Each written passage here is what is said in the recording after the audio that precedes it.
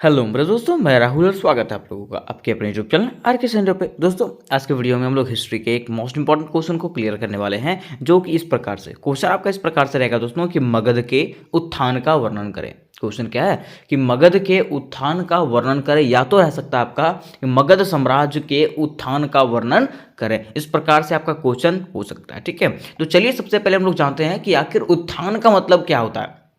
अगर मगध का उत्थान जब हुआ था तो मगध क्या है और इसका उत्थान कैसे हुआ। ठीक है, ये चीज़ को पहले समझते हैं, उसके बाद हम लोग आंसर पे इसका जाते हैं। ठीक है, अब देखिए अगर हम लोग बात करें मगध का, ठीक है, तो मगध तो एक साम्राज्य था। मगध क्या था? एक साम्राज्य था, एक शक्तिशाली साम्राज्य था, जो 16 महाजनपदों में से सबसे शक्तिशाली था।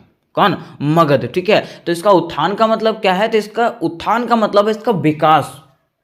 इसका विकास कैसे हुआ, किस प्रकार से इसका साम्राज्य का विस्तार हुआ, ये चीज के बारे में बताना है। तो कैसे हुआ?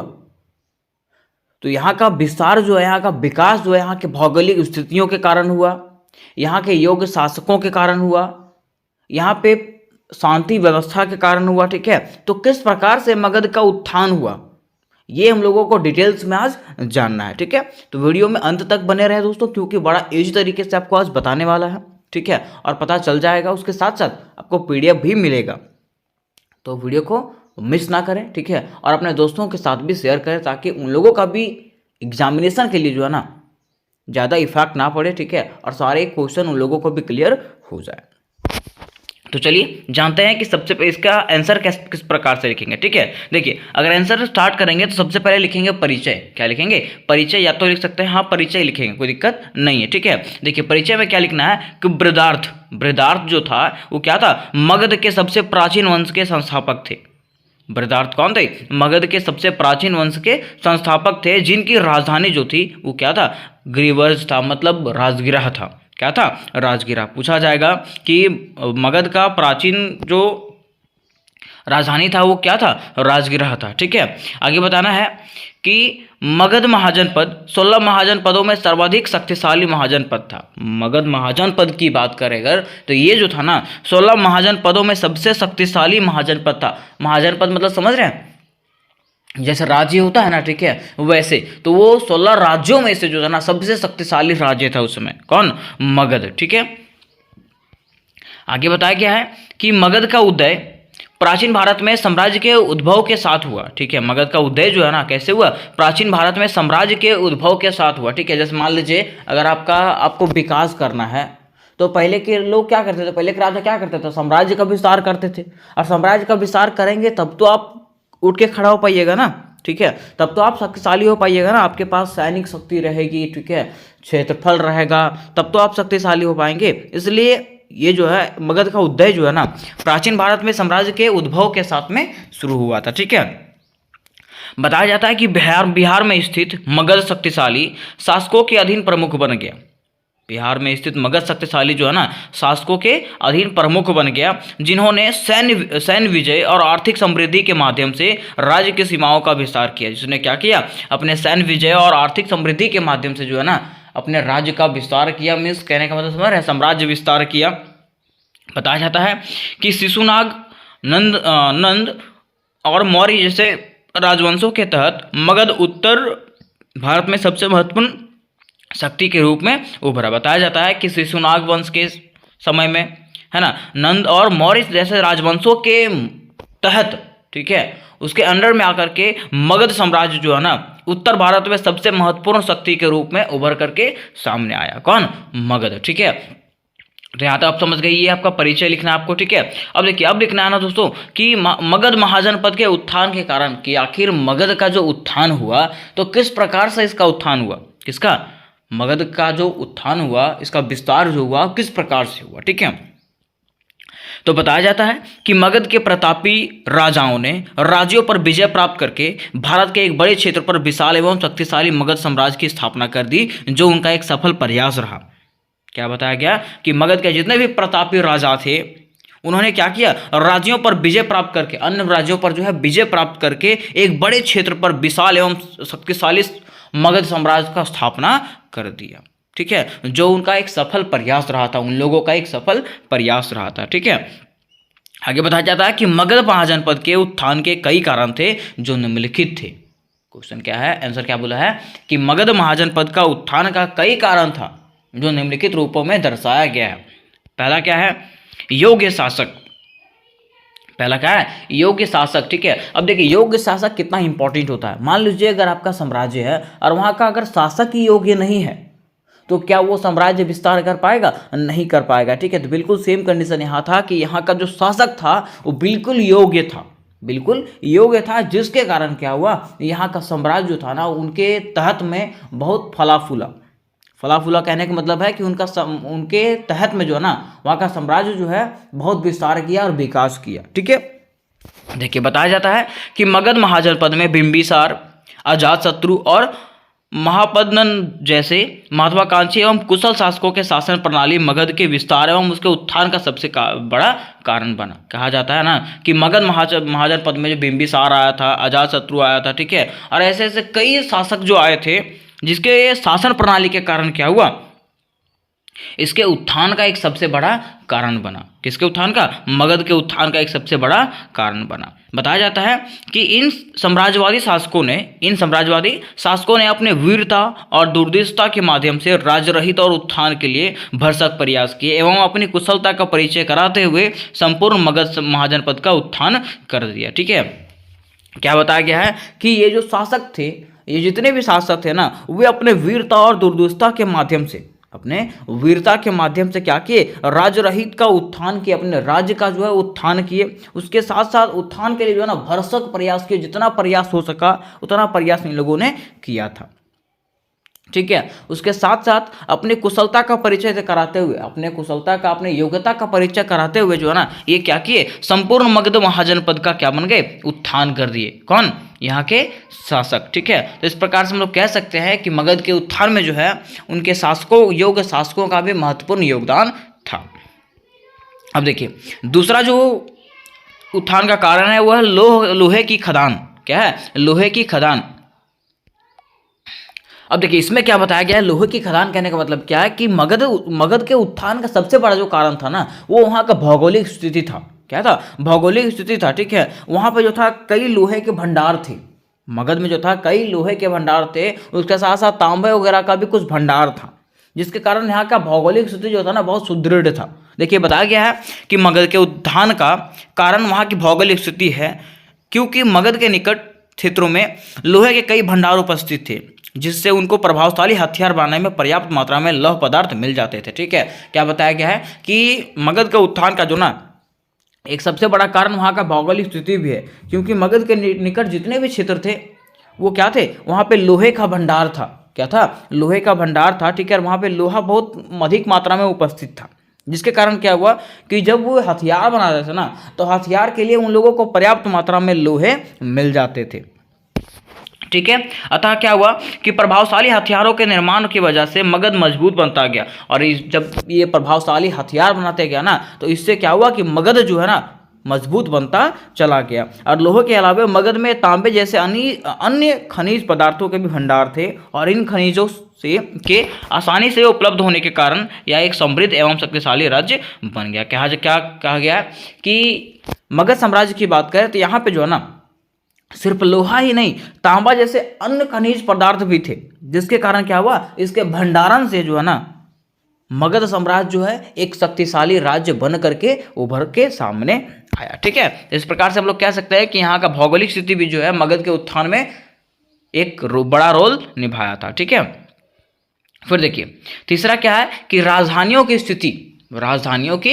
यहाँ का राजधानी जो था ना इस प्रकार से था कि यहाँ के राजधानी पे कभी हमला कोई कर सकता नहीं था। ठीक है, जैसे मान लीजिए यहाँ का राजधानी राजगीर था और पाटलिपुत्र था। ठीक है, तो ये जो था ना वो चारों तरफ से पहाड़ों नदियों से घिरा हुआ था, इस पे जो है कोई भी कभी भी कब्जा नहीं कर सकता था, और क्या हमला नहीं कर सकता था, जिसके कारण यहाँ पे जो है ना मगध साम्राज्य में कोई हमला नहीं कर सका, और ये जो है हमेशा फलता फूलता चला गया। ठीक है, देखिए बताया जाता है कि मगध की दोनों राजधानियां राजगीर व पाटलिपुत्र महत्वपूर्ण सामरिक क्षेत्रों में स्थित है। राजगीर चारों ओर से घिरा होने के कारण उस पर बाह्य आक्रमण करना मुश्किल था। राजगीर जो था चारों ओर से क्या है, घिरा हुआ है, चाहे वो पहाड़ की बात हो, चाहे वो पानी की बात हो, ठीक है, सब चीज से वो घिरा हुआ, चारों ओर से घिरा हुआ था, जिसके कारण जो है वहां पे बाह्य आक्रमण करना क्या था, बहुत ही मुश्किल था। इसके अलावा बताया गया है कि पाटलिपुत्र मगध के केंद्र में स्थित थी। अब पाटलिपुत्र जो था वो कहाँ था, मगध के केंद्र में, बीचों बीच में स्थित था, जिसके कारण इस पर भी कब्जा करना क्या था, असंभव था, जिसके माध्यम से मगध के संपर्क बनाया जा सकता था। ठीक, जिसके माध्यम से क्या होता था, पूरे मगध में जो है ना उसका संपर्क रहता था। ठीक है, अब बताइए कि इस प्रकार अगर रहेगा, बीचों बीच में रहेगा और चारों तरफ से घिरा हुआ रहेगा साम्राज्य, तो क्या उस पर कोई हमला कर पाएगा, नहीं कर पाएगा। ठीक है, तो बिल्कुल सेम यहाँ पे भी था कि मगध के उत्थान का ये भी सबसे बड़ा कारण था कि वहाँ की राजधानियाँ जो थी वो सेफ कंडीशन में था, उस पर कोई कभी कब्जा कर सकता था क्या, नहीं कर सकता था। ठीक है, अब देखिए उसका उत्थान का अगर चौथा कारण की बात करें तो बताया जाता आर्थिक मजबूती। क्या है, आर्थिक मजबूती, मतलब बताया गया कि जैसे जैसे मगध जो है ना उत्थान करने लगा, विकास करने लगा, तो यहाँ पे सिक्कों का भी प्रचलन हो गया। क्या हो गया, सिक्कों का भी प्रचलन हो गया, और सिक्का का जब प्रचलन हुआ ना तो मगध के व्यापार व वाणिज्य में प्रतिदिन वृद्धि किया। ठीक है, मगध जो है अपने व्यापार में, ठीक है, और वाणिज्य में जो है ना प्रतिदिन वृद्धि करने लगा, जिससे मगध का आर्थिक रूप से जो है ना मजबूत होने लगा। जिससे क्या हुआ कि मगध जो है आर्थिक रूप से मजबूत होने लगा। और आप खुद ही सोच सकते हैं, मान लीजिए अगर आप बिजनेस करना स्टार्ट कर देंगे तो बिजनेस से क्या फायदा ही होता है ना। तो इससे क्या हुआ, मगध को जो है ना अत्यधिक फायदा होना चालू हो गया। यहाँ के शासक क्या कर सकते थे, बताया गया कि शासक जो है वाणिज्य वस्तुओं पर जो है ना चुंगी लगा करके धन एकत्रित कर सकते थे, जिससे राजकोष में वृद्धि को बढ़ावा दिया जा सकता था। क्या कहा गया है कि यहाँ के जो शासक थे वो क्या कर सकते थे, सभी वस्तुओं पर टैक्स लगा सकते थे, और टैक्स लगाने के बाद जैसे व्यापार होता है, ठीक है, तो पर व्यापार पे जो है ना वो कुछ टैक्स ले सकता था, जिससे वहाँ का राजकोष जो था वो क्या हो जाता, राजकोष में पैसा जो था वो धन एकत्रित हो जाता, जिससे यहाँ का आर्थिक मजबूती भी बनता चला गया। कहाँ का, मगध का आर्थिक मजबूती भी होता गया। ठीक है, तो ये भी इसके उत्थान का चौथा कारण था। अब देखिए पांचवा जो कारण है वो कृषि व्यवस्था है। क्या है, कृषि व्यवस्था, कहने का मतलब है कि यहाँ का जो कृषि व्यवस्था था वो भी काफी सुदृढ़ था। कहाँ का, मगध साम्राज्य का कृषि व्यवस्था जो था सुदृढ़ था। इस कारण से जो था ना ये मगध साम्राज्य जो है उत्थान जो है ना इसका होने लगा। ठीक है, मतलब इसका उत्थान कभी रुका नहीं, इसका विकास कभी रुका नहीं। बताया जाता है पांचवा कारण में कृषि व्यवस्था। बताया गया है कि मगध गंगा नदी तथा सोन नदी के निकट स्थित था, जिसकी वजह से वहां के कृषकों के लिए खेती करना बेहद आसान हो गया था। क्या बताया गया है कि मगध जो है ना सोन नदी और गंगा नदी के निकट में स्थित है, जिसकी वजह से क्या हुआ कि वहां के जितने भी कृषक थे ना उन लोगों को खेती करने के लिए बेहद आसान हो गया। मतलब खेती करने में कोई प्रॉब्लम नहीं होता था, क्योंकि देखिए किसान होता है ना, किसान का सबसे बड़ा प्रॉब्लम होता है क्या, पानी। ठीक है, अगर पानी ही नहीं मिलेगा ना किसान को, फसलों को, तो वो फसल हो पाएगा, नहीं हो पाएगा। तो इसलिए जो था वहाँ के लोगों के लिए ये सबसे बड़ा कार्य क्या था कि वो जो थे गंगा नदी और सोन नदी के किनारे बसे हुए थे। ठीक है, आगे बताया गया है कि कुशल कृषि होने के से मगध के कृषकों के पास भरण पोषण के बाद भी अतिरिक्त अनाज बच जाता था। क्या बताया गया है कि कुशल कृषि होने से, वहाँ का कृषि व्यवस्था अच्छा होने के कारण क्या हुआ कि वहाँ के किसान जो थे वो अपने लिए भरण पोषण का अनाज रखने के बाद भी जो है उन लोगों के पास अतिरिक्त अनाज बच जाता था। ठीक है, जिसके कारण क्या होता था, जिसके बाद क्या होता था कि नदियों द्वारा यातायात की सुविधा ने मगध को संपर्क बनाने की उचित सुविधा प्रदान करने के साथ साथ उसके उत्थान में सहायता की। ठीक है, और देखिए उसके साथ साथ क्या हुआ कि नदियों द्वारा यातायात की सुविधा ने क्या किया, मगध को संपर्क बनाने के लिए उचित सुविधा प्रदान करने के साथ साथ उनको उत्थान में भी सहायता मिला। इससे क्या हुआ, मगध का उत्थान भी हुआ। इसके अलावा वर्षा अधिक होने के कारण यहाँ फसलें उगाने और कृषि करने में बहुत आसानी होती थी। और क्या बताया गया है कि यहाँ का जो है ना, अगर मगध साम्राज्य की बात करें तो यहाँ पे जो है ना वर्षा भी अधिक मात्रा में होती थी। मतलब जितना मात्रा में वर्षा चाहिए उतना मात्रा में वर्षा होती थी, जिसके कारण यहाँ का फसल जो था ना, फसल का कंडीशन बहुत बढ़िया होता था। ठीक है, जिसके कारण मगध जो था धीरे धीरे और भी जो है ना वो विस्तार करते गया और अपना विकास करता गया। ठीक है, फिर देखिए इसका छठा कारण की बात करें, छठा कारण क्या है, स्वतंत्र वातावरण। स्वतंत्र वातावरण कहने का मतलब है कि मगध साम्राज्य की अगर बात करें तो मगध साम्राज्य में प्रत्येक धर्म के लोग रह सकते थे, प्रत्येक संस्कृति के लोग रहते थे। ठीक है, लेकिन कभी भी इन लोगों में मनमुटाव की भावना नहीं आई। मनमुटाव मतलब समझ रहे हैं, कभी भी लड़ाई नहीं हुआ। जैसे कि होता है ना कि हमारे समाज में आप देखते आ रहे हैं, ठीक है, कि हिंदू मुस्लिम कभी भी लड़ जाते हैं। ठीक है। लोग जो है जाति के आधार पे भेदभाव करते हैं, लिंग के आधार पे भेदभाव करते हैं, ठीक है। लेकिन यहाँ पे जो था स्वतंत्र वातावरण था, यहाँ पे हर तरह के लोग रहते थे, लेकिन कभी भी जो है ना इन लोगों में मनमुटाव नहीं हुआ, कभी भी युद्ध नहीं हुआ, कभी भी जो है ना एक दूसरे के प्रति घृणा नहीं हुई, ठीक है। और यही जो था मगध साम्राज्य का उत्थान का एक सबसे बड़ा कारण बना। देखिए बताया गया है कि मगध साम्राज्य का वातावरण अन्य राज्यों की अपेक्षा स्वतंत्र था। मगध साम्राज्य का वातावरण जो था अन्य राज्यों की अपेक्षा क्या था, स्वतंत्र था, क्योंकि वहाँ अनेक जातीय व संस्कृति के लोग निवास करते थे, ठीक है। वहाँ पे क्या करते थे, अनेक जाति के लोग, अनेक धर्म के लोग, अनेक संस्कृति के लोग वहाँ पे रहते थे, निवास करते थे, लेकिन फिर भी उनके बीच में क्या था, मेल प्रेम था। मेल प्रेम मतलब समझते हैं कि आपस में प्रेम था, ठीक है। बताया जाता है कि ब्राह्मण संस्कृति के बंधनों में शिथिल था।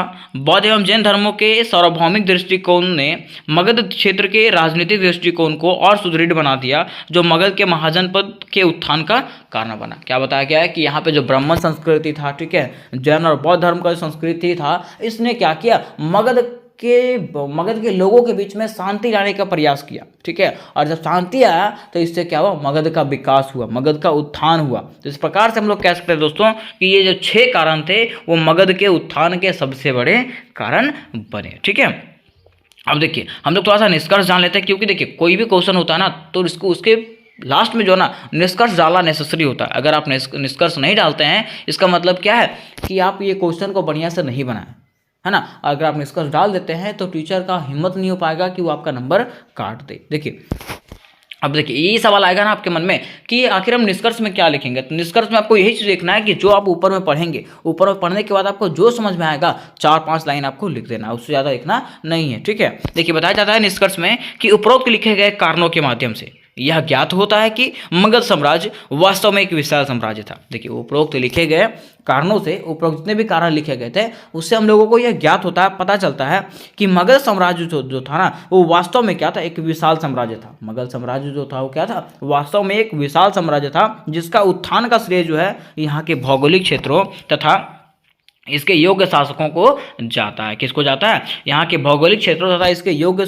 शासकों को जो है इसका श्रेय जाता है, ठीक है। तो उम्मीद करते हैं दोस्तों कि ये क्वेश्चन आपको समझ में आ गया होगा कि आखिर किस प्रकार से मगध का उत्थान हुआ और मगध क्या था।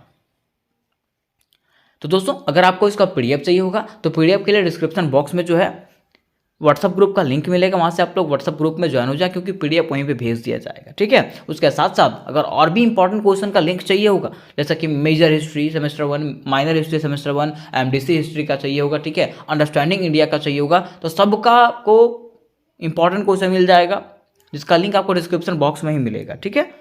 तो दोस्तों वीडियो अगर अच्छा लगा हो तो वीडियो को लाइक करें, अपने दोस्तों में शेयर करें और चैनल को जरूर से जरूर सब्सक्राइब कर लें, ठीक है। तो मिलता है नेक्स्ट वीडियो में, तब तक के लिए जय हिंद जय भारत।